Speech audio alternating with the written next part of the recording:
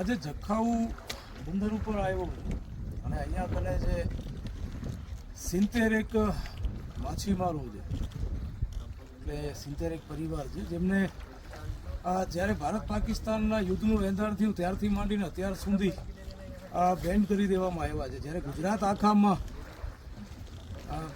લખપત, નારાયણ સરોવર અને જખાઉ ને છોડીને બધી જગ્યાએ ફિશિંગ છૂટ છે. આ ત્રણ જ વિસ્તારમાં ફિશિંગ બેન્ડ આજની તારીખમાં છે અને આ લોકો આ તમે પરિસ્થિતિ જોઈ શકો છો. આ બધી બોટો છે, ગરીબ લોકો છે, આમનો ધંધો, રોજગાર અને પરિવાર આ જ વિષય ઉપર ચાલે છે. છેલ્લા સીઝ ફાયર થયું અને 10 મે એટલે મહિના દોઢ મહિના ઉપર થઈ ગયું, છતાંય પણ આજે 2 મહિના થવા આવ્યા એમ કહીએ, છતાંય પણ આ લોકોને ફિશિંગ કરવાની પરમિશન મળતી નથી. મારી સરકાર પાસે, કચ્છ કલેક્ટર અને ફિશિંગ કમિશનર પાસે પણ એ રજૂઆત છે કે તાત્કાલિક ધોરણે આ બધા ગ્રામજનો અહીંયા કને આવ્યા છે, આપ બધા જોઈ શકો છો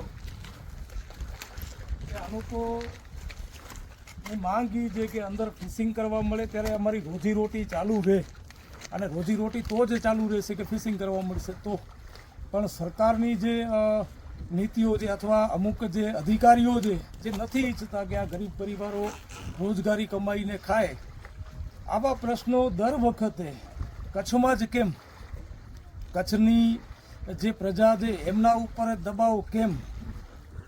હજી 15 ઓગસ્ટ સુધીનો ગેજેટ છે, તો મારી સરકાર પાસે માંગ છે તાત્કાલિક ધોરણે આ લોકોને ફિશિંગની પરમિશન આપવામાં આવે. યુદ્ધ વિરામ થઈ ગયું 10 મેના, હાલ કોઈ એવા એંધાણ નથી કે કોઈ એવી પરિસ્થિતિ નથી કે ક્યાંય પણ દેશની બોર્ડરને અસુરક્ષિત રહે કે કાંઈ પણ હોય. આ લોકો અહીંયાના જ છે, આ દેશના જ છે, આ કોઈ બહારથી નથી આવ્યા. તો ફિશિંગ કમિશનરને વિનંતી છે, કચ્છ કલેક્ટરને પણ વિનંતી છે અને ફિશિંગ અધિકારી જે ભુજમાં બેસે છે એમને પણ વિનંતી છે કે તાત્કાલિક ધોરણે ગેજેટને પૂરું કરી અને એક પરિપત્ર જાહેર કરો કે આ લોકોને તાત્કાલિક ધોરણે રોજગારી મળે. અહીંયા કને બધા લોકો સાથે આજે કલાકથી હું અહીંયા કને જો ચર્ચા થઈ અને આ લોકોનો ધંધો, રોજગાર અને ઘર પરિવાર આના ઉપર જ ચાલે છે.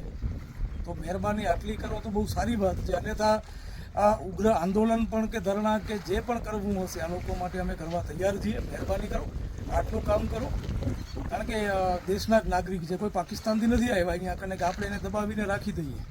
તો આટલી એક મહેરબાની કરે સરકાર તો બહુ સારી વાત કહેવાય.